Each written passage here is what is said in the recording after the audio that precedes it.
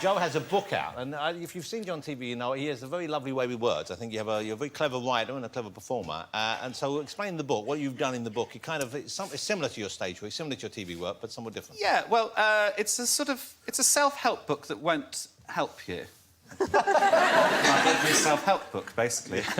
Basically, I love trolling people that deserve to be trolled. So you mentioned PPI earlier. There's actually a chapter in there about how to claim for PPI. Well, you see the cover there. It's Joe Lycett. It's Parsnips Buttered. First of all, the title. Why Parsnips, Buttered? Because there's a routine in there which I did on Cat's Countdown, actually, about how I contested a parking fine. Get a lot of parking fines. And that's just because you park illegally?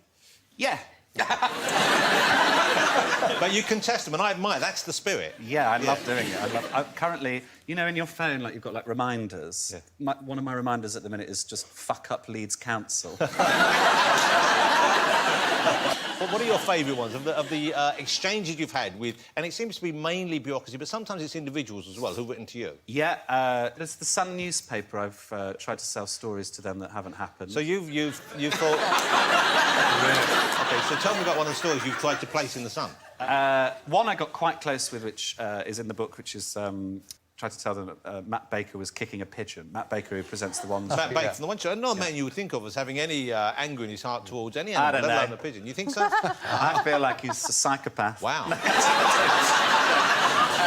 So you phone them or you write to them and say, I think I have a picture of Matt Baker kicking a pigeon? Yeah. And they come back and they say, well, can you show it to us? So they were genuinely interested? Yeah! Oh, yeah. So they thought that was news? Yeah. And I said, I won't give you the picture until you give me an offer as to how much you'll pay for it. And I did, generously, I said, I've attached a cropped version of the image, which was just a picture of a pigeon that I Googled.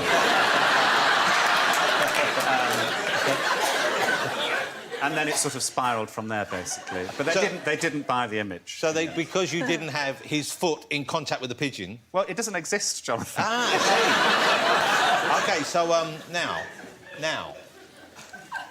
Let's get a little serious for a moment here. Oh. Let's talk about sex and sexuality. You've described yourself as pansexual. Yeah. That's all I need to know. Let's move on. Now, pansexual, what does that actually mean? That means you're kind of open to all offers? Not literally, but I mean, like, you don't define yourself as any particular brand? Are you coming on to me? What's no, happening? I just... No, I've gone with bisexual for most of my life, but I realised that bisexual still kind of means that sexuality is to do with gender, and I feel like it's partly to do with gender, but I can only sort of know about my own sexuality, but I sort of sometimes just sort of look at, like, someone's thigh, and I think, whoa. So regardless of what or who the thigh is attached to, yeah, the thigh's enough? Well, no, I'm not going to fuck a thigh, am I? The thigh's the limit. Thigh's the limit, that's the new talk show.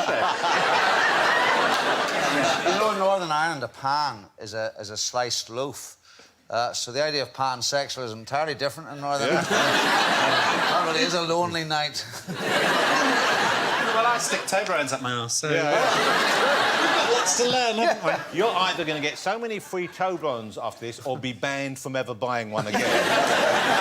Yeah. OK, and congratulations to you. You were number 10 in Attitude Magazine's Hot 100 list. Yeah. Now, 10th hottest man in the world, wow, they said. That's amazing. There's a silence of disbelief in the audience. Who are the other 89 below you? Daniel Craig was below me. Wow. Well, I mean, all other men other than the top 10. All of us are below. Yeah. Who's number one?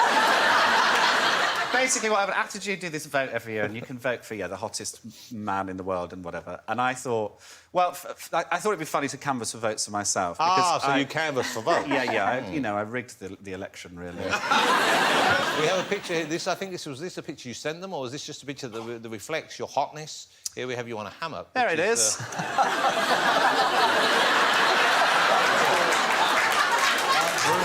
Very good. Wow. Very defined. Very, yeah. So, like, merman meets cupping. Yeah. That's my Tinder profile picture. Wow. I just sort of want them to know exactly what they're getting into. I'm so proud of that. Like, it's worrying that, because I think that's funnier than anything I'll ever produce. You know, any actual work. I mean, deliberately. Yeah. I'm so happy with that picture. God, that was so good, wasn't it? If you enjoyed that, stick around, watch some more, if you like.